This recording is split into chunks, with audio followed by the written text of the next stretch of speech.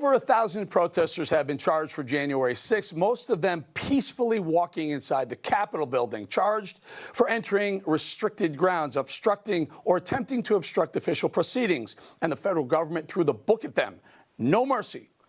Well, this was the Capitol yesterday, invaded by pro-Hamas sympathizers chanting from the river to the sea, which means erasing the state of Israel. 300 of these Capitol stormers were arrested, and several were charged with assaulting a police officer. Do you think they'll get the same treatment, held without trial, solitary confinement, and given the maximum punishments and sometimes over the maximum, serving years in jail? I doubt it.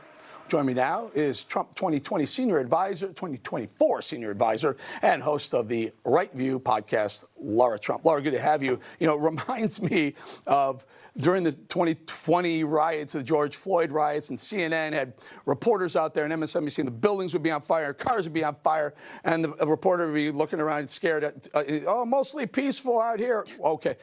The media is biased. Do you think anyone's going to be held for what happened yesterday?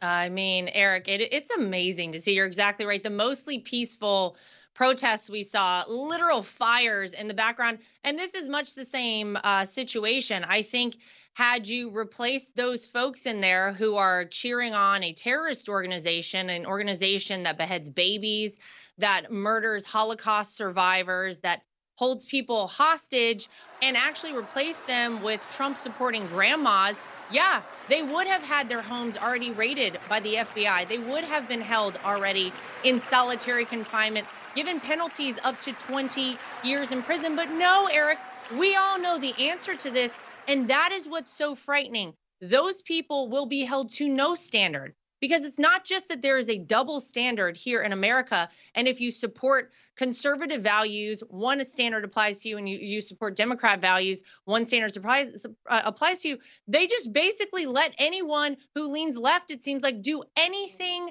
they want. So no, I don't think you're going to see the same sort of thing applied to these folks. It is absolutely disgraceful, though, and everybody can see it for what it is.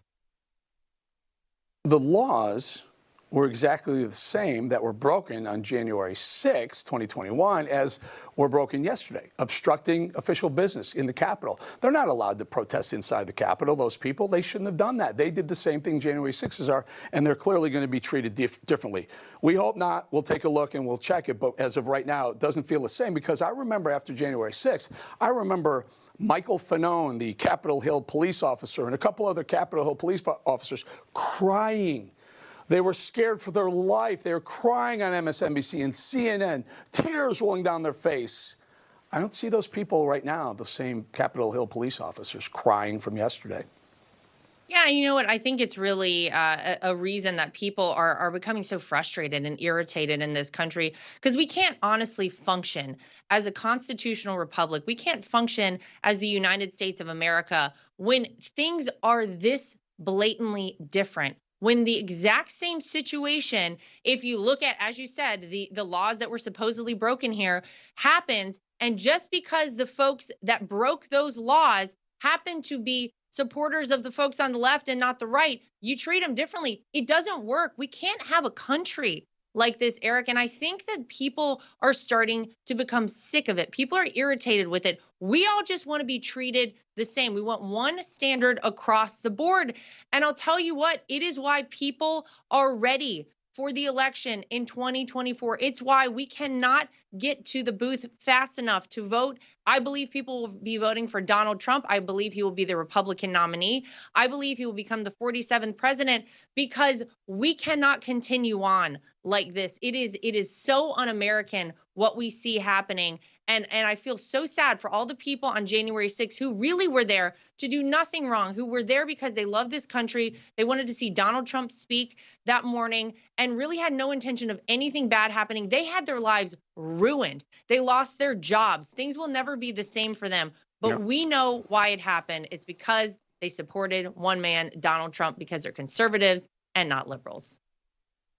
Some of those people on January 6th, 13, 15, 18, and 22 years behind bars for obstructing official congressional business. The same people did that. I wonder the organizers of that. I wonder if they're going to be thrown behind bars for decades. We promise to report back, folks. Lara, thank you so much for your time. Thank you.